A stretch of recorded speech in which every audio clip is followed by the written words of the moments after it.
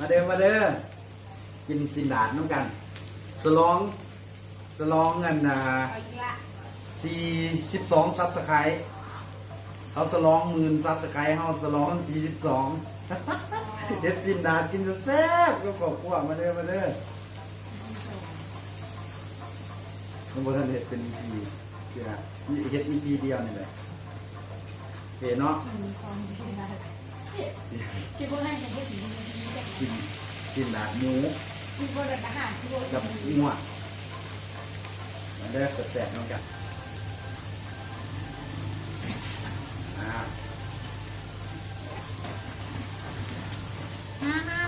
มากินซินล่าน้ำกันเลยนี่นะจะลองที่มี12ซับสไครต์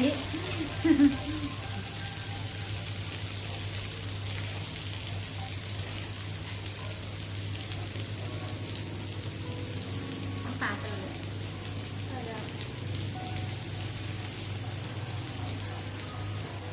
เราจำได้เตยมาพูดว่าบอก มันมีสาวมา ไม่ฟังน้องก่อนเลยสุดเด็ด โอ้ ใครกับใครเขาเอง ไปเอากันนี่ มันจะตาย ตามน้องตามเศรษฐกิจครอบครัวนี่ก่อนนี้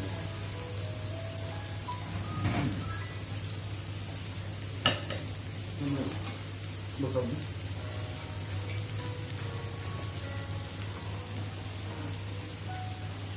ใครขึ้นมา เรื่องเหรอ ต้องเริ่ม ใครขึ้นมาตัด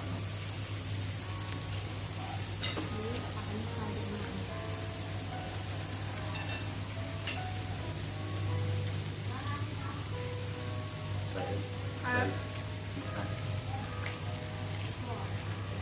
โอ้โหนัก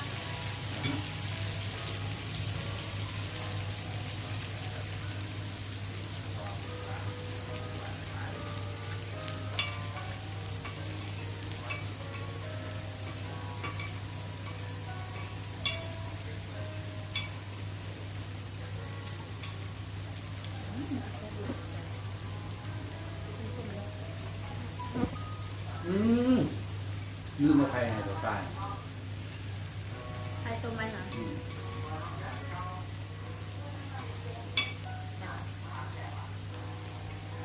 ใครหุ้นเมื่อหรอ เลือดตาย ใครดูว่าน้ำตาลแม่อีกจังก็เนาะใส่เหมือนชุดอื่น ไม่ใส่ลายนะเจ็บไม่เอาบ่ใครใครบ่ใครเป็นคน ยาโบกินโอ้ยไปว่าเราแดงแห้งเขามาใส่ให้ไม่เด็กมันว่าเอาให้แม่กับพ่อเอาให้ด้วยอย่างนี้เยอะตาในเมืองไทยไทยแดงมันไง ใครเยอะ ไทยเยิ้มหนังมันนะแซ่บดูสิเอามาให้คนมากินไทยเมื่อไหร่ก็จะต้องได้กินไทยมันใส่เป็นมันขาวอย่างนี้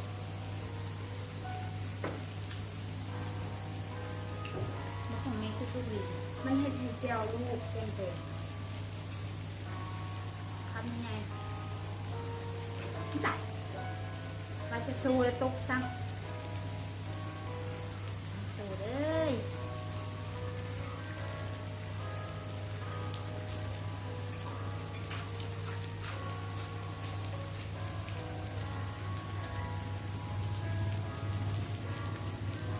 ฮะ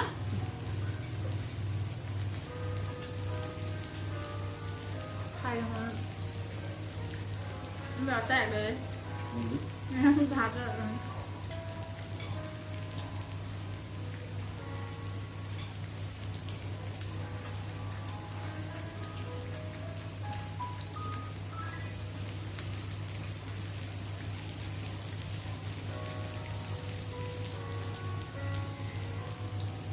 ขายหม้อนี่มานี่บุฟเฟ่ก็บริกินสิกินเลยเนาะ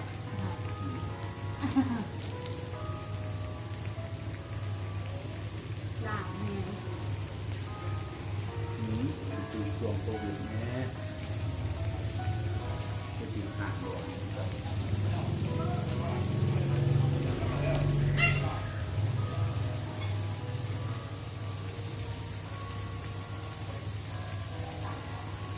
ใส่ขี้มันก่อน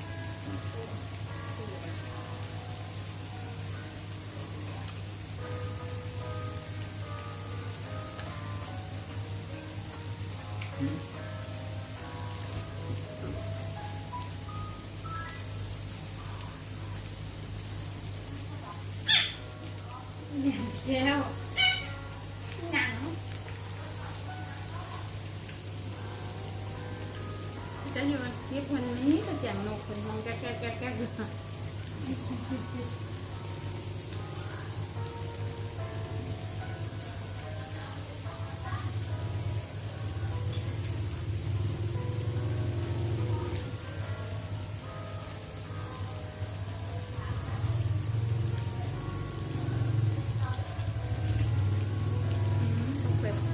เอา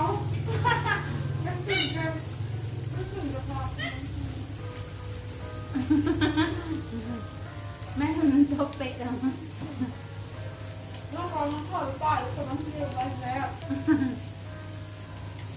ดูวันคือวันจริงอ่ะ จุดโต๊ะ มันไม่อยากเลยกินจกมันจากปากบริจาคจากปาก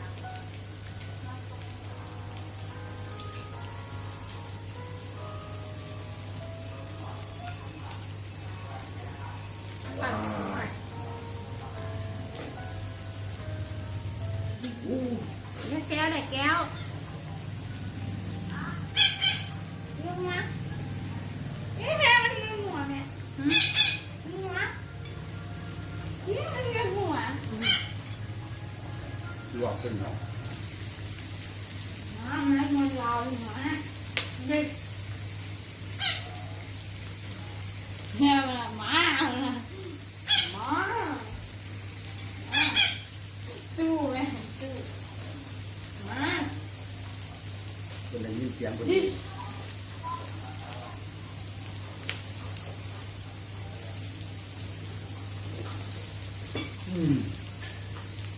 ได้ยินเสียงมันเลยปะแบบอาจจะว่าเสียงรถเท่าคนจื้อแดด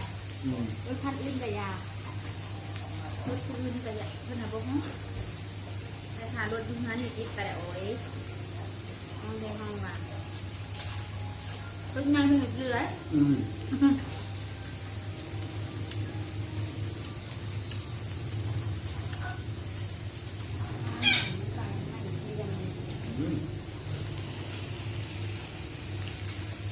นี่ครับรุ่นใหม่ก็หมูกรอบนะ หนังมันหรอ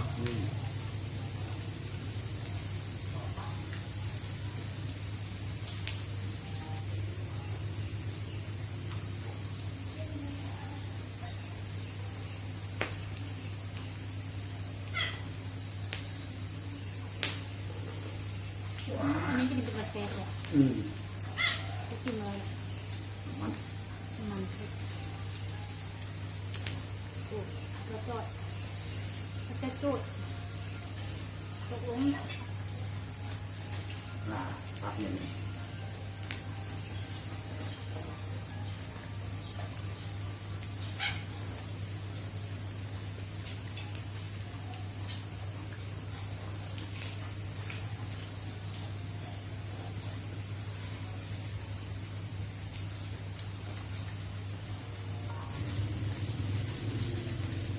ไม่ไหม้แบบนี้นะ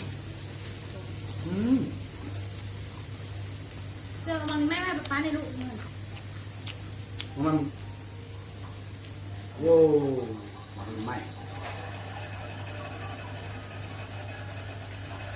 เป็นเขาไอ้ ขม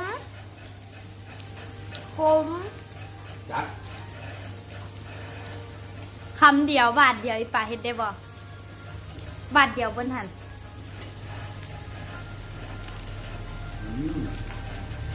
ก็กินทานเลยตัดกันเลย เขากันทุกเก่าก องกองกองกอง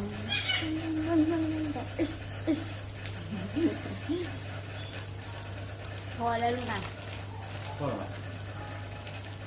บนแนมหน้าลูกกระไดกินเลยแล้ว ทำยังไง go go go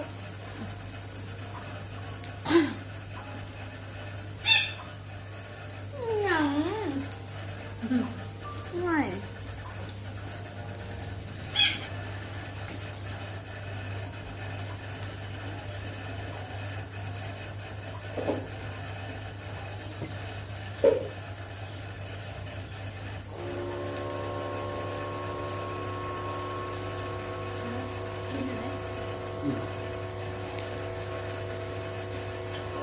ด้วยละ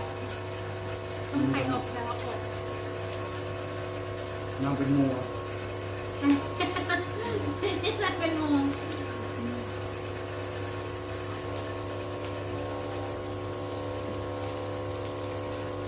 มันเด้อ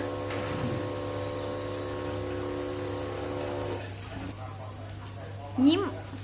แท้หลังจากกินเบิดกับมะนาวมันเป็นน้ำปกจะได้เกือบเบิดแต่บ่เบิด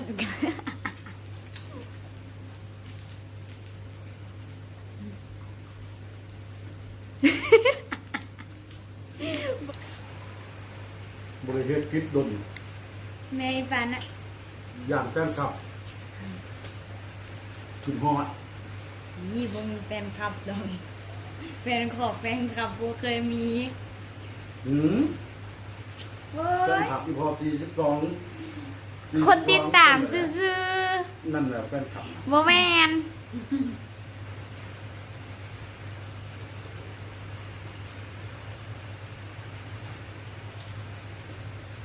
ขอบใจเด้อสำหรับผู้ใด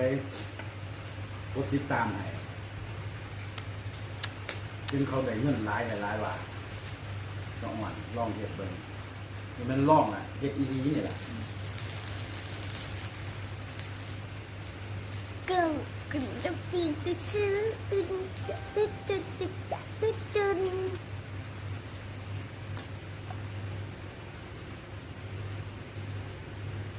ประจำกินแล้วแล้วก็ลิ้นโทรศัพท์อีก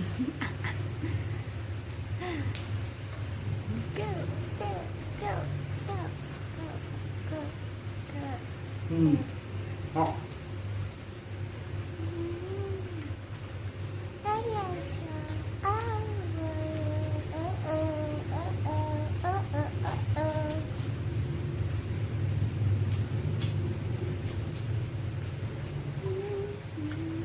ขึ้นมาเป็นใหม่ครับมันจะห่อนแบบ มันเผ็ดในหัวคอ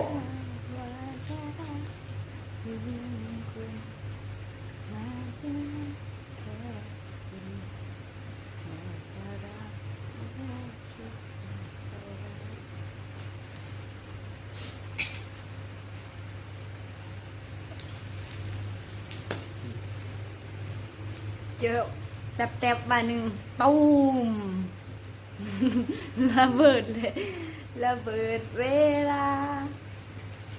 ตูมมัน โง่กรอบจมูกกรอบเลย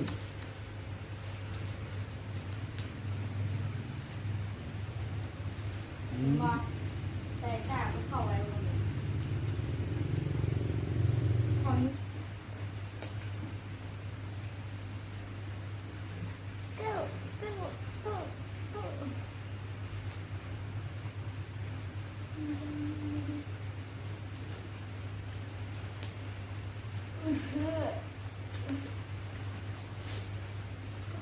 ด้วยยืดทียืดห่างใบไม่ได้จ่ายเปล่า เฮ็ดให้เบิ่งบ่ให้คิดอยากกินข้าวผู้ใดที่ว่ากินข้าวบ่แซ่บหยังมาเบิ่งว่ากินข้าวแซ่บ ใบไม่ได้จ่าย หยังก็เจริญอาหาร เจริญอาหาร บ่ต้องไปคิดอิหยังหลาย ลูกพอกับบ่แม่นผัวกับเมียจนเสียนตอกโอ้ยลิ้นพันเซา เบิ่งเพื่อความบันเทิง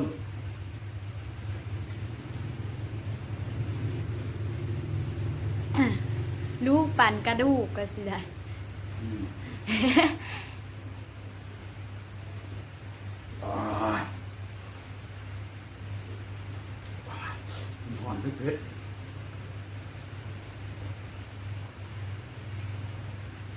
เอาไว้ Need to love a good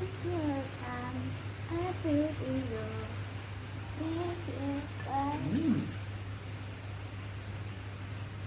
Go, go, go.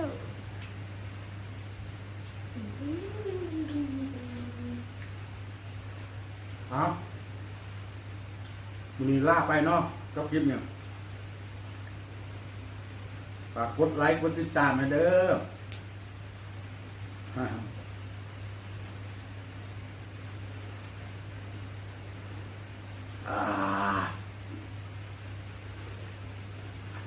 บ๊ายบาย